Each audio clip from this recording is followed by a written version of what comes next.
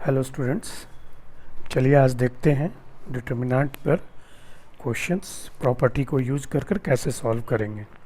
ठीक है, चलिए पहला क्वेश्चन लेते हैं। Using properties prove that determinant this is equal to a minus one whole cube. यानी डिटर्मिनेंट के प्रॉपर्टीज़ को यूज़ कर कर हमें प्रूफ करना है LHS is equal to RHS।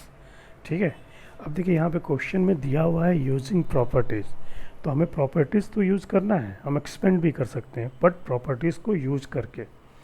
कुछ क्वेश्चंस में दिया रहता है कि विदाउट एक्सपेंडिंग प्रूव दैट, उस केस में हम लोगों को कोई भी हम लोगों को एक्सपेंड नहीं करना है, हम लोग को प्रॉपर्टीज ही यूज़ करना है। ठीक है, इस केस में हम लोग प्रॉपर्टीज़ के साथ डिटर्मिनेंट को एक्सपेंड कर सकते हैं कुछ प्रॉपर्टीज़ को यूज़ करके। चलिए करते हैं। मैंने ये लिया, LHS को लिया। LHS में देखिए जब इस तरह का क्वेश्चन हो तो एक चीज़ देखें, अगर किसी भी तीन रो में कोई एक चीज़ कॉमन हो या किसी कॉलम में, तो सबसे बेटर होता है कि आप वहाँ पर रो में से रो को माइनस कर लें। देखिए यहाँ पे कॉमन दिख रहा है मुझे, रो 1 में 1 दिख रहा है, यहाँ भी 1 दिख रहा है, यहाँ भी 1 दिख रहा है। तो क्या होगा ना कि अगर हम रो 1 से रो 3 को माइनस कर लें, रो 2 में से रो 3 को माइनस कर लें, तो हमें 2 जीरो मिल जाएगा। ठीक है, 2 जीरो मिलेगा, और ये भी एक प्रॉपर्टी है जो हम यूज़ कर रहे हैं, डिटर्मिनेंट का प्रॉपर्टी है। ठीक है, प्रॉपर्टी नंबर 6। ठीक है, तो हम लोग जब भी इस तरह का दिखे आपको, या यहाँ पर ऐसा दिख जाए, मान लीजिए यहाँ 1 1 1 दिख रहा है, आपको रो में दिख जाए कुछ इस तरह का 1 1 1, तो आप वो यूज़ कर सकते हैं। चलिए, तो यहाँ पे क्या है, मैं क्या कर रहा हूँ, रो 1 में से रो 3 को माइनस कर रहा हूँ। मैं माइनस जो कर रहा हूँ मैं एक साथ ही कर रहा हूँ यहाँ पर, रो 1 और रो 2 के लिए। ठीक है, तो दोनों में से एक ही रो को माइनस कर रहा हूँ, रो 3 को। जब आप एक साथ कोई दो ऑपरेशन करेंगे तो ये बात ध्यान देना होगा आपको, नहीं तो सबसे अच्छा है कि आप स्टेप बाय स्टेप कर लें। यहाँ पे थोड़ा समय कम है, इसी के लिए मैंने दोनों को एक साथ कर लिया है। R1 में से R3 को माइनस किया, उसी तरह R2 में से R3 को माइनस किया। R3 दोनों जगह कॉमन है। जब R1 में से R3 को माइनस करेंगे एक रो ऑपरेशन के तहत, तो क्या आएगा, a square plus 2a minus 2a plus 1, 2a minus 1, ये बचेगा a स्क्वायर माइनस 1। यहाँ पे 2a प्लस 1 में से a प्लस 2 को माइनस करेंगे तो a माइनस 1 होगा, ये 1 माइनस 1 0 हो जाएगा। अब R2 में जब R2 से R3 को माइनस करेंगे तो 2a प्लस 1 माइनस 3 हो जाएगा 2a minus 2, a plus 2 minus 3 हो जाएगा a माइनस 1, 1 माइनस 1 हो जाएगा 0। रो 3 को वैसा का वैसा ही लिख लिया हम लोग ने, 3 3 1। अब ध्यान से देखिए, ऊपर वाले रो में, रो 1 में a माइनस 1 को हम कॉमन ले सकते हैं, a स्क्वायर माइनस 1 स्क्वायर, यानी a plus 1 into a minus b हो गया ये फॉर्मूला। यहाँ a माइनस 1 है या तो 0 है, तो ठीक है, तो यहाँ से a माइनस 1 को कॉमन ले लिया, तो यहाँ क्या बचा, a प्लस 1, यहाँ पे बचा 1 और ये 0 रहा। नीचे से भी हम लोग, रो 2 से भी हम लोग कॉमन ले सकते हैं। अगर मैं यहाँ 2 कॉमन ले लूँ तो a माइनस 1 बचेगा, यहाँ a माइनस 1 है, इधर 0 है, तो यहाँ से एक a माइनस 1 कॉमन ले लिया, तो यहाँ बचा 2, यहाँ 1, यहाँ 0 हो गया, और हमारे पास a minus 1 into a minus 1 हो गया। अब चलिए इन दोनों को मल्टीप्लाई करते हैं तो a माइनस 1 का होल स्क्वायर होता है। अब क्या है, मुझे 2 0 मिल गया यहाँ पर, एक ये एक ये। अब ये चीज़ है, अब मैं इसको एक्सपेंड कर देता हूँ, किसके अलाउ, कॉलम 3 के अलाउ, क्योंकि कॉलम 3 में ही 2 0 है।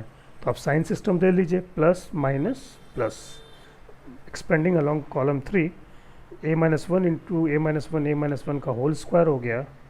ठीक है, इसको एक्सपेंड कर रहे हैं तो पहला टर्म 0, दूसरा टर्म 0, तीसरा 1, a प्लस 1 1 2 1, a प्लस 1 1 2 1, इसको एक्सपेंड करते हैं तो हमारे पास आता है a माइनस 1 होल स्क्वायर, और एक्सपेंड करके a माइनस 1 का होल स्क्वायर।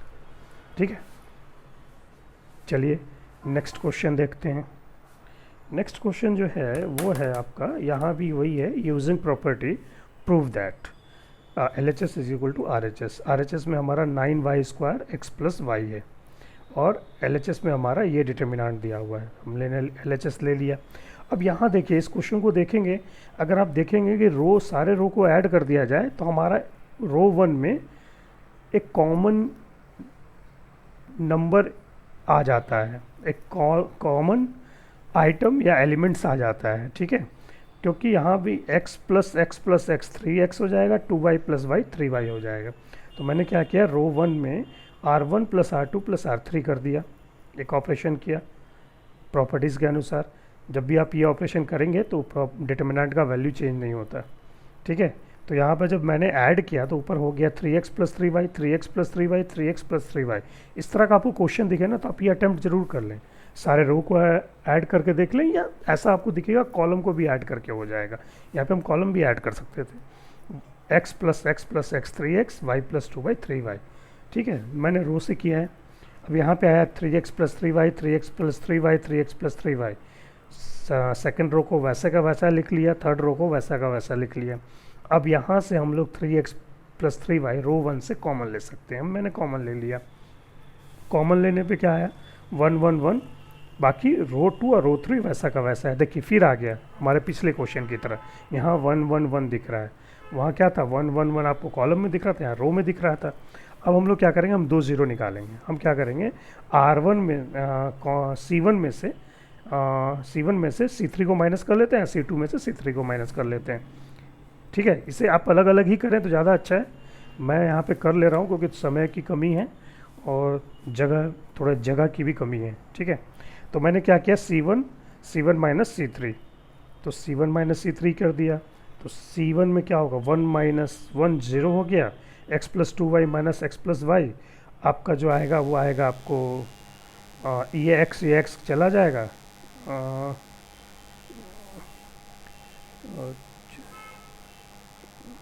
यहाँ पर x प्लस 2y, तो ये हो गया आपका यहाँ पे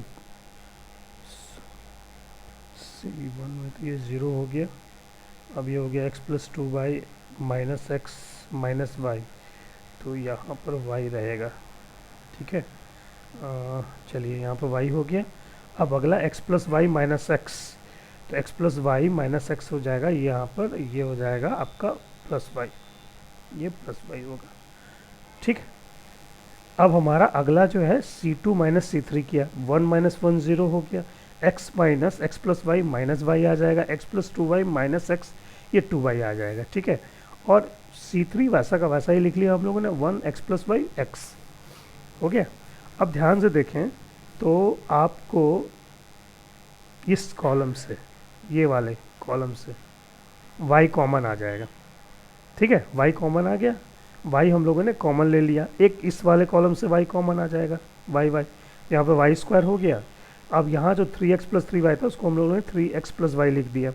अब यहाँ से जब हम लोगों ने कॉमन लिया तो यहाँ बचेगा 0 1 प्लस 1, ठीक है। और जब हम लोग यहाँ से कॉमन लेंगे तो -1 और 2, ठीक है, 1x प्लस वाई एक्स, ठीक। अब हो गया 3x प्लस वाई स्क्वायर। अब हमारे पास 2 0 आ गया और हम लोग इसको एक्सपेंड कर देते हैं रो 1 के अलॉन्ग, ठीक है। रो 1 के अलॉन्ग एक्सपेंड कर देंगे तो हमारे पास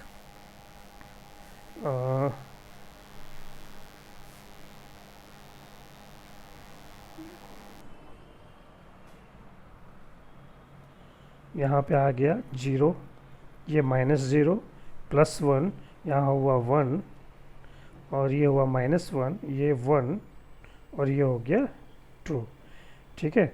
जब हम लोग इसको करेंगे सॉल्व तो ये आएगा तो आपका 2 प्लस 1, यानी 2 प्लस 1 इक्वल टू कितना हो गया 3, ये हो गया आपका 3y स्क्वायर है, 3 into 3 9y square x plus y, हमारा RHS आ गया, ठीक है।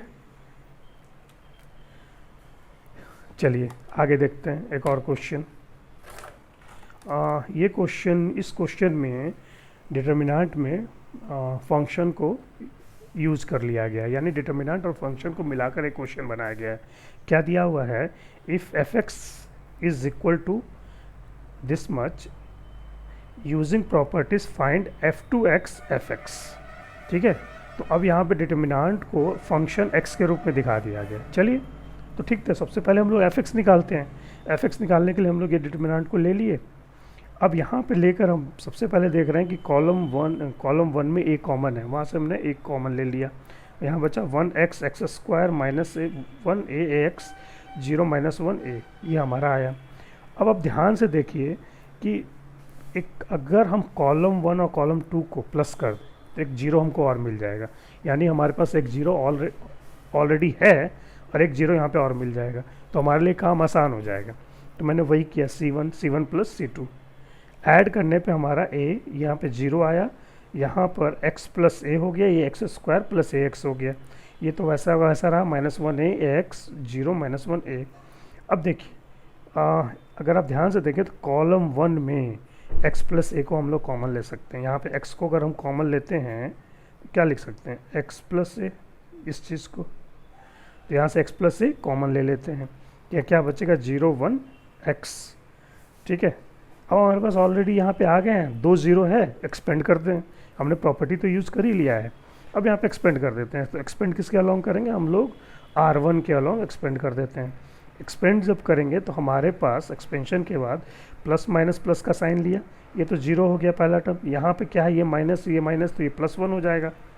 ठीक है, ये +1 हो जाएगा, और इसके हिसाब से 1x - 1a लिया, अगला टर्म जीरो है। जब सॉल्व कर रहे हैं तो हमारा आ रहा है ax प्लस ए होल स्क्वायर। तो हमें ये क्या मिला, यही fx है, हमें fx मिला ax प्लस ए होल स्क्वायर। तो f2x क्या होगा, अब फंक्शन x की जगह क्या हो गया, इनपुट 2x हो गया, तो जहाँ जहाँ x होगा वहाँ पे 2x हो जाएगा। तो यहाँ पे x कहाँ पर है, यहीं पे है, तो यहाँ पे 2x हो गया, a इंटू 2x प्लस ए का होल स्क्वायर। ठीक है, तो हमें fx मिल गया, f2x मिल गया, तो हमें निकालना क्या था, हमें सॉल्व करना था f2x माइनस fx। तो वही मैंने किया, f2x माइनस fx। इसको जब सॉल्व किया तो हमारे पास फाइनल आंसर आया ax into 3x plus 2a, हमारा सोल्यूशन निकल गया। ठीक है, इसको जब सॉल्व करेंगे तो हमारे पास फाइनल सोल्यूशन आंसर ये आ रहा है। ठीक है, ठीक, चलिए, थैंक यू। नेक्स्ट वीडियो में मिलते हैं कुछ नए क्वेश्चंस के साथ।